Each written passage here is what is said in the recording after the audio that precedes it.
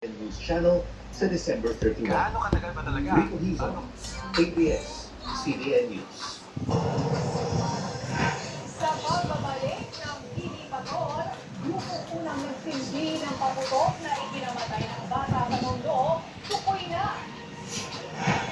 Dalawa pang bata na biktima ng paputok sa Marikina City.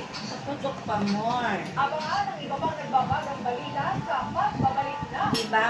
Kasalanan na nagbebenta. Pero diba dapat kasalanan din niya ng guardian, ng magulang? Kasi kung hindi pinapabayaan ng anak,